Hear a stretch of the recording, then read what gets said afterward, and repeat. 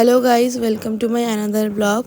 तो जैसे कि आप लोगों को मैं पिछले वाले ब्लॉग में दिखाई थी कि माँ का मूर्ति आ गया था। अब हम लोग जा रहे थे श्री लाने के लिए, जो माँ का बरन के लिए लगता है। तो 5 औरतें, सुहागन औरतें जाते हैं।